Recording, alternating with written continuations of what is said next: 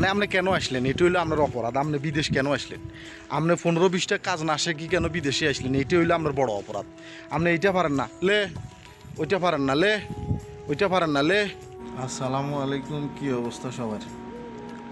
এক সৌদির বেতে এসেছিলাম টিভি লাগাইতে, টিভির কামে আইসি তো। এখন টিভির কামে আসার পরে টিভির কামটা ঠিকঠাক মতো করলাম, ডিশটা লাগাইলাম, চ্যানেলগুলো নামাইলাম। চ্যানেলগুলো নামানোর পরে এখন ওই আমারে কইতেছে যে সাদিক একটু ভিতরের দিকে আয়। তো গেলাম ঘরের ভিতরের দিকে, গেলাম ঘরের ভিতরের দিকে যাওয়ার পরে চুলে দেখাইতেছে আমারে।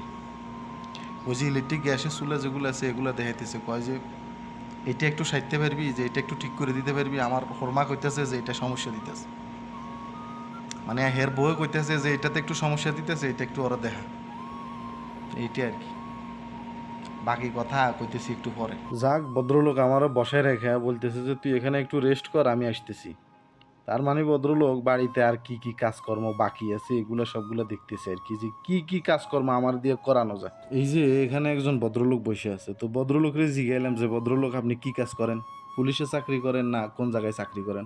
ভদ্রলোক কয় আমি ছোট মানুষ, কি চাকরি করবো? আমি এই যে তুই দেখোস না বিছনা পাতানো আছে, ঘুমাই, খাই, আর গাড়ি নিয়ে মনে করছ না বন্ধু বান্ধব লয়ে ঘুরি।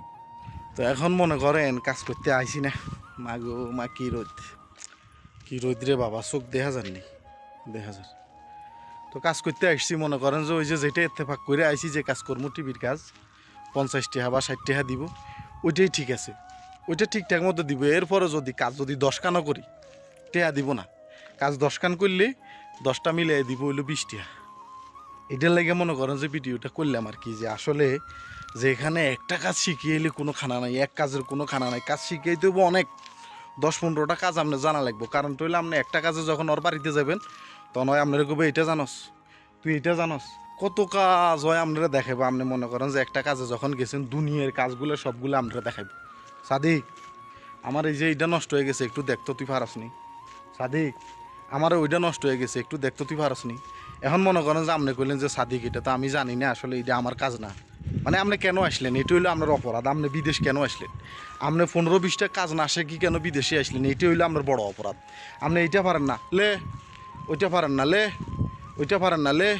আমার কথা হইলো যে আমি আইসি তো একটা কাজে, আমি আমার একটা কাজ করে 50 টাকা 60 টাকা যা ভারী নিয়ে যায়। আমার আরেকজন বাঙালি ভাই আছে, জাতি আরেকজন ভাই আছে, হে যদি এই কাজটা করে হে 50 টাকা নিব। আরেকজন আরেকটা কাজ করি হে 50 টাকা নিব। এখন আমি যদি সব কাজগুলো করে আলাই, আমি মনে করেন যে জানিও 2-3টা কাজ আমি জানি, ঠিক আছে।